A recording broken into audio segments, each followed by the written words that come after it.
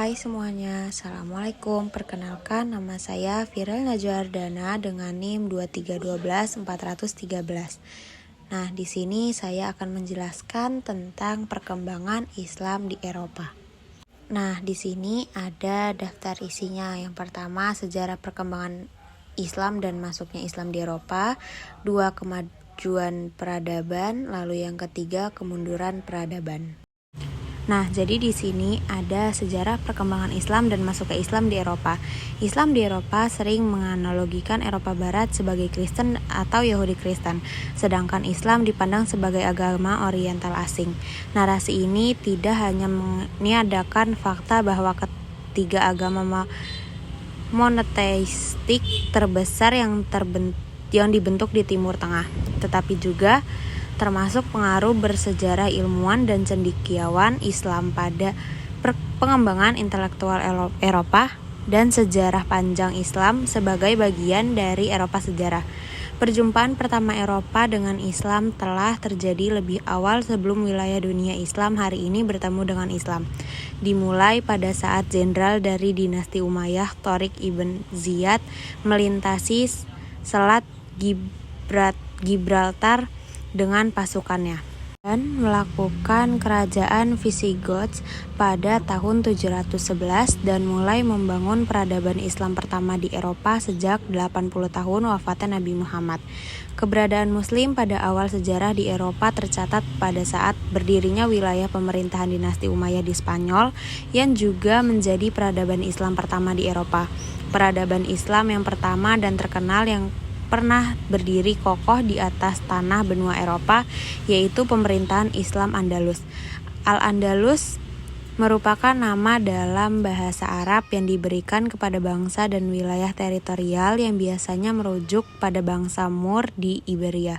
Nama tersebut mendeskripsikan bagian dari semenanjung Iberia dan Septimania yang di bawah naungan pemerintahan masyarakat Islam yang ada pada periode antara tahun 711 sampai 1492. Sebelum penaklukan Spanyol, umat Islam telah menguasai Afrika Utara dan menjadikannya sebagai salah satu provinsi dari dinasti Bani Umayyah. Penguasaan sepenuhnya atas Afrika Utara itu terjadi di zaman Khalifah Abdul Malik 685 sampai 705 Masehi. Khalifah Abdul Malik mengangkat Hasan ibn Nu'man al-Ghassani menjadi gubernur di daerah itu. Pada masa Khalifah Al-Walid, Hasan ibn Nu'man sudah digantikan oleh Musa ibnu Nusair. Di zaman Al-Walid itu, Musa ibnu Nusair memperluas wilayah kekuasaannya dengan menduduki Aljazair dan Maroko. Penaklukan atas wilayah Afrika Utara itu dari pertama kali dikalahkan sampai menjadi salah satu provinsi dari Khalifah Bani Umayyah. Makan waktu selama 53 tahun, yaitu mulai tahun 30 Hijriah, masa pemerintahan Muawiyah ibnu Abi Sufyan, sampai tahun 83 Hijriah, masa Al-Walid. Sebelum dikalahkan dan kemudian dikuasai Islam, di kawasan ini terdapat kantung-kantung yang menjadi basis kekuasaan kerajaan Romawi, yaitu kerajaan Goth. Kemenangan pertama yang dicapai oleh Tariq ibn Ziyad membuka jalan untuk penaklukan wilayah yang lebih luas lagi. Musa bin Nusair pun melibatkan diri untuk membantu perjuangan Tariq. Selanjutnya, keduanya berhasil menguasai seluruh kota penting di Spanyol, termasuk bagian utaranya, mulai dari Saragossa sampai Navarre. Gelombang peluasan wilayah berikutnya muncul pada masa pemerintahan Khalifah Umar ibnu Abdil Aziz tahun 99 Hijriah atau 717 Masehi, dengan sasarannya menguasai daerah sekitar pegunungan Pirenia dan Prancis Selatan. Gelombang kedua terbesar dari penyerbuan kaum muslimin yang geraknya dimulai pada permulaan abad ke-8 Masehi ini telah mengaku menjangkau seluruh Spanyol dan melebar jauh ke Prancis Tengah dan bagian-bagian penting dari Italia. Kemenangan-kemenangan yang dicapai umat Islam nampak begitu mudah. Hal itu tidak dapat dipisahkan dari adanya faktor eksternal dan internal. Yang dimaksud dengan faktor eksternal adalah suatu kondisi yang terdapat di dalam negeri Spanyol sendiri pada masa penaklukan Spanyol oleh orang-orang Islam. Kondisi sosial, politik, dan ekonomi negeri ini berada dalam keadaan menyedihkan. Hal menguntungkan tentara Islam lainnya adalah tentara Roderick yang terdiri dari para budak yang bertindas yang tertindas tidak lagi mempunyai semangat perang. Selain itu, orang Yahudi yang selama ini tertekan juga mengadakan persekutuan dan memberikan bantuan bagi perjuangan kaum muslimin. Adapun yang dimaksud dengan faktor internal adalah suatu kondisi yang terdapat dalam tubuh penguasa, tokoh-tokoh peluang, dan para prajurit Islam yang terlibat dalam penaklukan wilayah Spanyol pada khususnya. Para pemimpin adalah tokoh-tokoh yang kuat, tampaknya tentaranya kompak, bersatu, dan penuh percaya diri. Mereka pun cakap berani dan tabah dalam menghadapi setiap persoalan. Yang tak kalah pentingnya adalah ajaran Islam yang ditunjukkan pada para tentara Islam, yaitu toleransi, persaudaraan, dan tolong-menolong. Sikap toleransi agama dan persaudaraan yang terdapat dalam pribadi kaum muslimin itu menyebabkan penduduk Spanyol menyambut kehadiran Islam di sana. Selanjutnya ada kemajuan peradaban. Dalam masa lebih dari 7 abad kekuasaan Islam di Spanyol, umat Islam telah mencapai kejayaan di sana. Banyak prestasi yang mereka peroleh, bahkan pengaruhnya membawa Eropa dan kemudian dunia kepada kemajuan yang lebih kompleks. Yang pertama yaitu ada kemajuan intelektual. Spanyol adalah negeri yang subur. Kesuburan itu mendatangkan penghasilan ekonomi yang tinggi dan pada gilirannya banyak menghasilkan pemikir. Masyarakat Spanyol Islam merupakan masyarakat majemuk yang terdiri dari komunitas-komunitas Arab, Al-Muwaladun, Barbar, Al-Shakolibah, Yahudi, Kristen Muzareb, dan yang berbudaya Arab dan Kristen yang masih menentang kehadiran Islam. Semua komunitas itu, kecuali yang terakhir, memberikan saham intelektual terhadap terbentuknya lingkungan budaya Andalus yang melahirkan kebangkitan ilmiah, sastra, dan pembangunan fisik di Spanyol. Di kemajuan intelektual ini terdiri dari filsafat, sains, lalu fikih, musik dan kesenian, bahasa dan sastra. Selanjutnya yaitu kemegahan pembangunan fisik. Aspek-aspek pembangunan fisik yang mendapat perhatian umat Islam sangat banyak. Dalam perdagangan, jalan-jalan, dan pasar-pasar dibangun. Bidang pertanian demikian juga. Sistem irigasi baru diperkenalkan kepada masyarakat Spanyol yang tidak mengenal sebelumnya. Dam-dam, kanal-kanal, saluran sekunder, tersier, dan jembatan-jembatan air didirikan. Tempat-tempat yang tinggi dengan begitu juga mendapat jatah air. Orang-orang Arab memperkenalkan pengaturan hidrolik untuk tujuan irigasi. Kalau dam digunakan untuk mengecek curah air waduk. Dibuat untuk konservasi.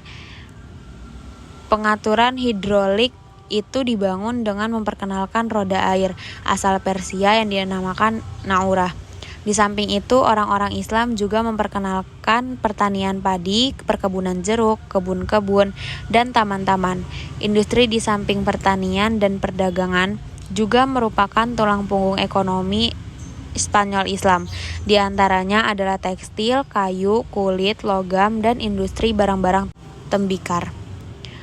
Namun demikian, pembangunan fisik yang paling menonjol adalah pembangunan gedung-gedung seperti pembangunan kota, istana, masjid, pemukiman, dan taman-taman. Di antaranya, pembangunan yang megah adalah Masjid Cardova, Kota Al-Zahra, Istana Jafariyah di Saragossa, Tembok Toledo, Istana Al-Makmun, Masjid Salife, dan Istana Al-Hamra di Granada. Lalu yang selanjutnya adalah kemunduran peradaban. Penyebab kemunduran dan kehancuran yang pertama adalah konflik Islam dan Kristen. Para penguasa Muslim tidak melakukan Islamisasi secara sempurna. Mereka sudah merasa puas dengan hanya menagih upeti dari kerajaan-kerajaan Kristen, takluknya, dan membiarkan mereka mempertahankan hukum dan adat mereka, termasuk posisi hikarti tradisional, asal tidak ada perlawanan bersenjata. Namun demikian, kehadiran Arab Islam telah memperkuat rasa kebangsaan orang-orang Spanyol Kristen. Hal itu menyebabkan kehidupan negara Islam di Spanyol tidak pernah berhenti dari pertentangan Islam dan Kristen. Pada abad ke-11 Masehi, umat Kristen memperoleh kemajuan pesat, sementara umat Islam sedang mengalami kemunduran. Lalu yang kedua itu ada tidak adanya ideologi pemersatu. Kalau di tempat-tempat lain, para mukallaf diperlakukan sebagai orang Islam yang sederajat.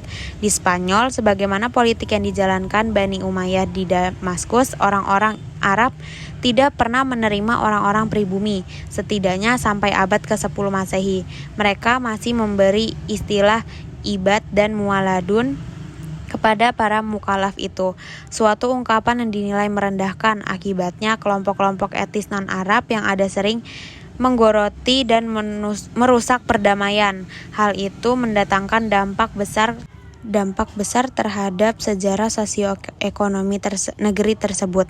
Hal ini menunjukkan tidak adanya ideologi yang dapat memberi makna persatuan di samping kurangnya figur yang dapat menjadi personifikasi ideologi itu.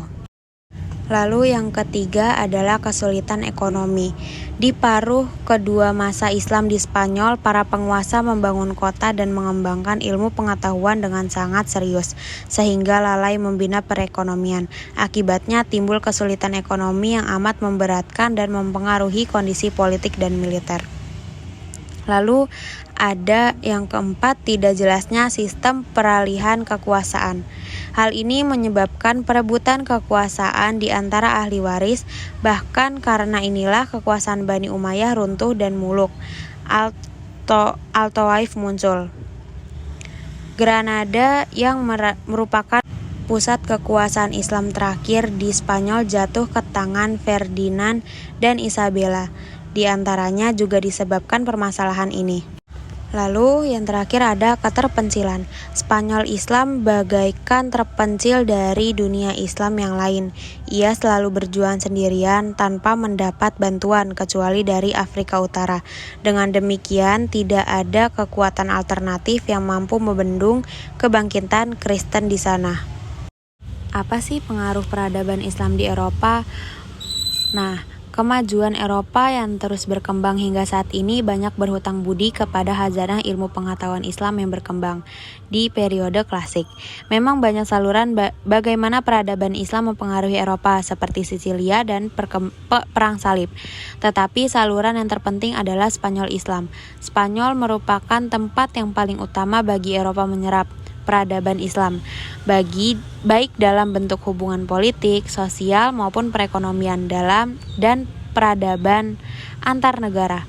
Orang-orang Eropa menyaksikan kenyataan bahwa Spanyol berada di bawah kekuasaan Islam jauh meninggalkan negara-negara tetangganya Eropa, terutama dalam bidang pemikiran dan sains, di samping bangunan fisik.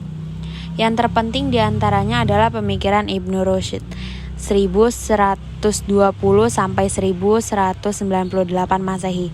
Ia melepaskan belenggu taklid dan menganjurkan kebebasan berpikir.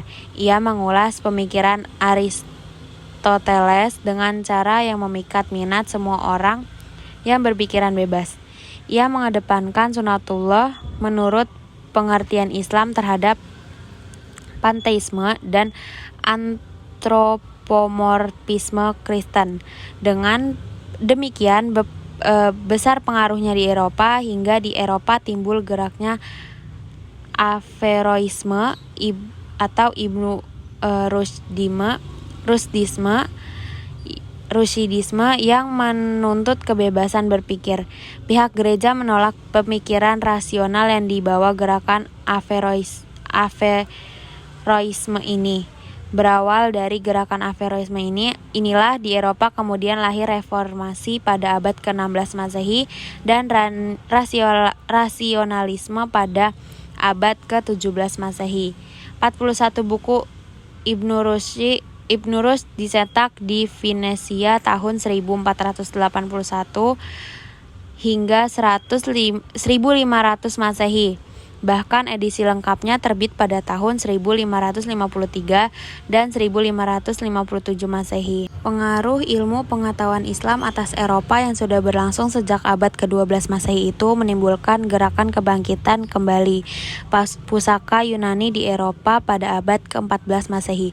Berkembangnya pemikiran Yunani di Eropa kali ini adalah melalui terjemahan-terjemahan Arab yang dipelajari dan kemudian diterjemahkan kembali ke dalam bahasa Latin. Walaupun Islam akhirnya terusir dari negeri Spanyol dengan cara yang sangat kejam, tetapi ia telah membidani gerakan-gerakan penting di Eropa. Gerakan-gerakan itu adalah kebangkitan kembali kebudayaan Yunani klasik pada abad ke-14 Masehi yang bermula di Italia, gerakan reformasi pada abad ke-16, rasionalisme pada abad ke-17 Masehi, dan pencerahan pada abad ke-18 Masehi. Mungkin itu saja yang dapat saya sampaikan, kurang lebihnya mohon maaf. Wassalamualaikum warahmatullahi wabarakatuh.